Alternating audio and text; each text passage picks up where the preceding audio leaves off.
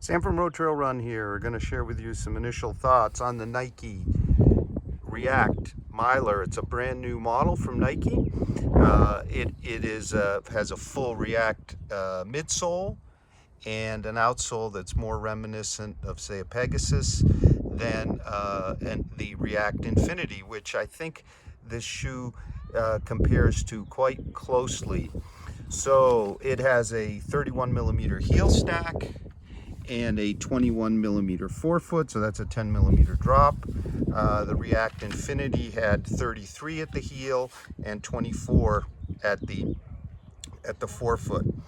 And what's kind of interesting is, at least from what I can see based on measuring samples of exactly the same size of the React Infinity and the Miler, the Miler comes in almost a full ounce heavier at 10.65 ounces, or in a US 9, or 302 grams. So I'm not sure where that weight gain is coming from. There's less sculpting of the midsole sidewalls. We basically just have it on the lateral side here. You'll notice here this panel, inset panel, it looks like it's glued in. It's a touch firmer than the midsole, but it's not a stiff plate, say as stiff a plate or as thick a plate as in, for example, the Saucony Guide 13. It's more like a layer. So I'm thinking this shoe is going to provide some support and stability without overdoing it. It also has a heel clip, which I didn't particularly like in the React Infinity. I think it's maybe a bit shorter. We'll see how they actually run. In terms of the outsole, it truly is full coverage. The rubber, the orange rubber and the black rubber appear to be of the same firmness. There's a nice decoupling groove here, so we'll see how that runs. The geometry is not as broad in the forefoot as the React Infinity, so they may be a bit more agile, although out of the box right now they are quite stiff. In terms of the upper, it's really a simple mesh upper. For those that struggled with the React Infinity and its heel hold, well, there's a regular kind of traditional heel hold here with a full heel counter. That may also be contributing to the weight. I tried them on, and the hold from heel to midfoot is really locked down. So Nike says this is for doing those dependable miles, and I can well see how. You see the orange and gray strap, the gray being reflective here at midfoot. Well, that strap starts this way and heads in this direction, and that obviously is on both sides, and that's contributing to the lockdown. So it's a $130 shoe. It's available now. I'm going to show you how they fit, and I'm going to take them for a run. Okay, I'm a few miles in, and coming in through Round Valley here on some dirt in our, here's what I'm finding. None of that rail feel on the side there of the Infinity React. It's definitely a neutral shoe. A teeny touch of support from the overlay insert, but it's if you didn't tell me it was there, I probably wouldn't even notice. Fit is definitely true to size. The toe box is kind of rounded. It reminds me a bit of some of the recent Salomon trail shoes. Plenty of room here.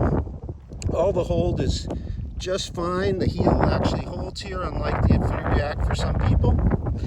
In terms of what kind of shoe is it good for, definitely an excellent recovery shoe.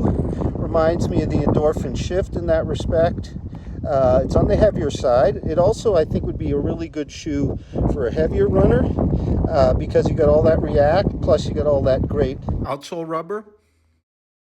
I'm very much enjoying them compared to the Infinity React, which I found kind of stilted. As far as that additional weight, I'm now thinking maybe it's because the midfoot, underfoot platform's a little wider. That may add to the weight, but it sure makes it smoother, and the rails are just not noticed, or the plate. So we're going to keep running here. Okay, back at home base. A very nice, easier run in the React Miler.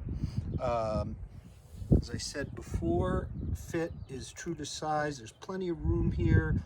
No issues whatsoever. It's a nice broad toe box. The rear hold is excellent. In terms of some other comparisons, I think of the New Balance Fresh Foam More V2. Here we have a more flexible shoe. After running in them a bit, I now see that they've gotten very nicely flexible, which is great. So they roll right along. I find them also very kind of comparable to the Endorphin Shift, but the Shift has that kind of roll the toe off, the speed roll, a little more effective, probably a little faster shoe. There's plenty of cushion and stability here of the neutral variety. So if you're a neutral runner looking for a touch more stability in your easier run shoe, a slightly heavier shoe, this is a great choice. I didn't find, and I really can't stand most support stability shoes, any real quote evidence that this has support, but it does, because we do have that side overlay plate. It's soft. It's not as soft as the midsole, probably just a touch of support. You'd have to tell me it was there. A few other shoes that come to mind might be the Saucony Exodus 10, which is actually a trail shoe. Here the React foam is a little denser than that kind of bouncy TPU. They're both sort of heavier shoes. I noticed the weight a bit here. This is not a light shoe, so don't expect it to be a kind of workout shoe like the Nike Pegasus, which has a lower stack. We're going to soon be trying the Pegasus 37 with that big thick airbag in the front.